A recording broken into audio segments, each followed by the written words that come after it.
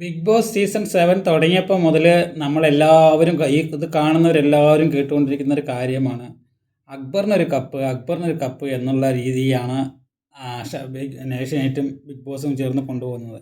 അത് പറഞ്ഞത് കറക്റ്റാണ് എന്നുള്ളൊരു ഉത്തമ ഉദാഹരണമാണ്, ലാസ്റ്റത്തെ ഉദാഹരണമാണ്. ബിഗ് ബോസിൽ നിന്ന് ഇറങ്ങിയിട്ട് അക്ബറിൻ്റെ ഇൻ്റർവ്യൂ മാത്രം കാണുന്നില്ല.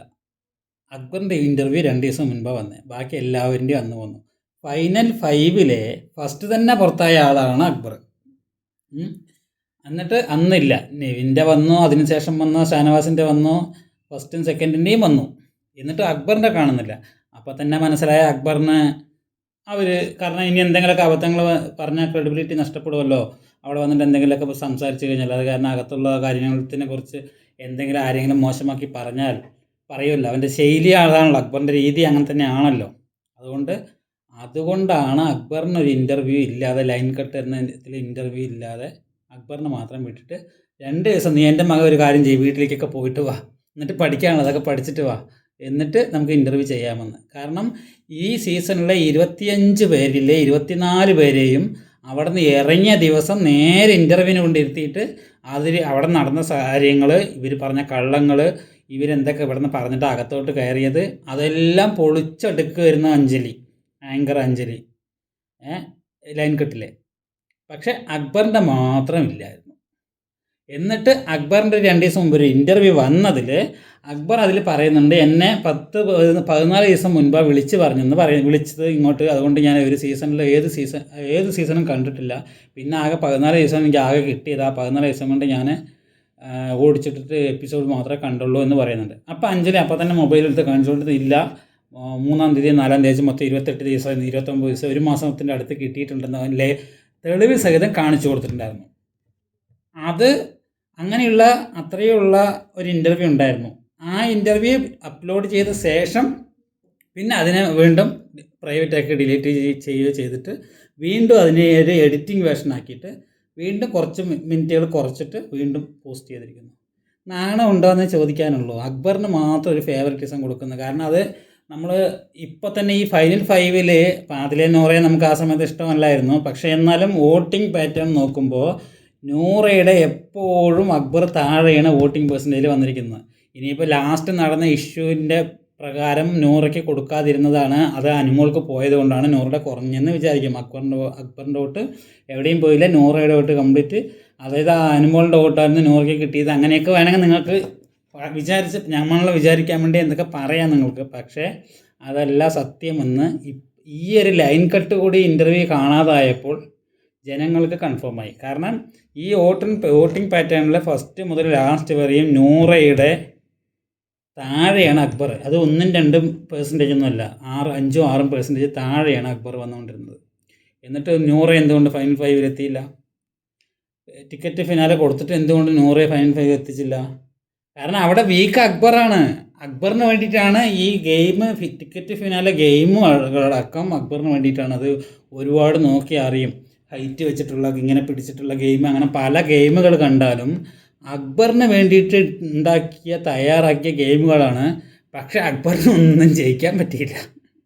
ഫസ്റ്റും ഇല്ല, സെക്കൻഡും ഇല്ല, തേർഡും ഇല്ലാതായിപ്പോയെന്ന് മാത്രം. അപ്പോൾ ഇപ്പോൾ അനുമോൾ പറഞ്ഞത് കറക്റ്റ് തന്നെയല്ലേ? ഇപ്പം മനസ്സിലായില്ലേ? ഇവിടെ ഫേവറിറ്റിസം അക്ബറിനെ വെയിറ്റ് വാഷ് ചെയ്യാൻ വേണ്ടിയിട്ട് ചെയ്യുകയാണെന്ന് പറഞ്ഞത് കൊണ്ടാണ്. കാരണം അത് PR-ന് വിനുവിനറിയാം, അവിടെ സെർഗോ എന്ന് പറഞ്ഞ സംവിധായകൻ അക്ബറിൻ്റെ ഫ്രണ്ടാണെന്നറിയാം. ആ കാര്യം വിനു അനുമോളോട് പറഞ്ഞത് കൊണ്ടാണ് അനുമോൾ ഇടയ്ക്കിടയ്ക്ക് പറഞ്ഞുകൊണ്ടിരുന്നത്. കാരണം വിനു പഠിപ്പിച്ച് വിട്ടതുപോലെയാണല്ലോ പാവ അവിടെ പോയിട്ട് കളിച്ചുകൊണ്ടിരിക്കുന്നത്. അപ്പോൾ അത് വിനു പറഞ്ഞത് കൊണ്ടാണ് അനുമോൾ ഇടയ്ക്കിടയ്ക്ക് അക്ബറിനെ വൈറ്റ് വാഷ് ചെയ്യണം പറഞ്ഞു. പിന്നെ കാരണമുണ്ട്, മോഹൻലാൽ ഒരു ദിവസം പോലും ലാലേട്ടൻ വന്നിട്ട് അക്ബറിനെ വഴക്ക് പറഞ്ഞിട്ടില്ല. എത്ര തെറ്റുകൾ ചെയ്തിട്ടും വഴക്ക് പറഞ്ഞിട്ടില്ല. അക്ബറിനെ വെളുപ്പിക്കാനേ നോക്കിയിട്ടുള്ളൂ. അക്ബറിനെ 1-2 പ്രാവശ്യം വൈറ്റ് വാഷ് ചെയ്യാനേ നോക്കിയിട്ടുള്ളൂ. അപ്പോൾ ഇത് പറഞ്ഞത് സത്യമല്ലേ? കാരണം അനുമോൾക്കറിയാം സെർഗോ ഫ്രണ്ടാണെന്ന്, സംവിധായകൻ ഫ്രണ്ടാണെന്ന്, BBAയുടെ ഡയറക്ടർ ഫ്രണ്ടാണ് അക്ബറിൻ്റെ എന്നറിയാം. അത് വിനു പറഞ്ഞു കൊടുത്തിട്ടുണ്ട്. വിനു അന്ന് വേറൊരു കാര്യം കൂടി പറയുന്നുണ്ട്, അനുമോളോട് ഞാൻ സത്യം പറഞ്ഞാൽ PR ഉണ്ട് എന്ന് അവിടെ പോയി ആരോടും പറയണ്ടെന്ന് പറയാൻ മറന്നു. അത് പറയാൻ മറന്നുകൊണ്ടാണ് അനുമോൾ അവിടെ പോയിട്ട് പി ആർ ഉണ്ട് പറഞ്ഞത്. അനുമോൾക്ക് അറിയില്ല, ഫ്രണ്ട്സ് അല്ലേ, അവിടെ പോയി ഒരു ഫ്രണ്ടും ഇല്ല, അവിടെയൊക്കെ കളിക്കാൻ വന്നവരാണ്, പിന്നീട് പുറകിൽ നിന്ന് കുത്തുമെന്ന് ഞാൻ അത് മാത്രം പറയാൻ വിട്ടു, ബാക്കിയൊക്കെ പറഞ്ഞു കൊടുത്തു എന്ന് വിനു ഒരു ഇൻ്റർവ്യൂവിൽ പറയുന്നുണ്ട്. അപ്പോൾ വിനു ഈ കാര്യം പറഞ്ഞിട്ടുണ്ട്, അക്ബറിന് അവിടെ വൈറ്റ് വാഷ് ചെയ്യും, അവിടെ ഫ്രണ്ടാണ്, ഇവർക്ക് ഏകദേശമൊക്കെ കിട്ടിയിട്ടുണ്ടാവുമല്ലോ അതിനുള്ളിൽ വരുന്നത്. അപ്പോൾ ഇതിനകത്ത് ആരൊക്കെയാണ് എന്തൊക്കെയാണെന്ന് ഈ പി ആർമാർക്ക് എല്ലാവർക്കും ഏകദേശമൊക്കെ അറിയാം. അതാണ് സംഭവം, മെയിനായിട്ട് അതാണ്. അവിടെയാണ് അതൊന്നും പാടില്ല. അതിൻ്റെ ഉള്ളിൽ ആരോ ഇവരിനെയും സപ്പോർട്ട് ചെയ്യുന്നുണ്ട്, പി ആർ വർക്കേഴ്സിനെയും സപ്പോർട്ട് ചെയ്യുന്നുണ്ട്. പിന്നെ അക്ബറിനെ നമ്മൾ ഫസ്റ്റ് മുതൽ കണ്ടപ്പോൾ മുതൽ ആലോചിക്കണം, ലാലേട്ടൻ അവൻ എന്തിനു വഴക്കോ. ലാലേട്ടന് ഫേവറേറ്റീസ് ഉണ്ടായിട്ടില്ല കേട്ടോ. ലാലേട്ടന് സ്ക്രിപ്റ്റ് കൊടുക്കുകയാണല്ലോ ഇവർ. ഈ വീക്ക് ഇന്നതൊക്കെ പറഞ്ഞാൽ മതി കേട്ടോ എന്ന് പറഞ്ഞിട്ട് സ്ക്രിപ്റ്റ് കൊടുക്കും. അത് ലാലേട്ടൻ വന്നിട്ട് കാണാതെ പഠിച്ചിട്ട് പറയുകയാണല്ലോ ചെയ്തുകൊണ്ടിരിക്കുന്നത്. അപ്പോൾ ലാലേട്ടനത് അക്ബറിനോടൊന്നും പറഞ്ഞില്ല. ലാലേട്ടൻ പ്രോഗ്രാം കണ്ടതാണെങ്കിൽ അക്ബറിനെ വഴക്ക് പറയും. അപ്പോൾ അക്ബറിനൊരു കപ്പ് എന്നുള്ള ഉദ്ദേശത്തിലാണ് അവർ കളിച്ചത്.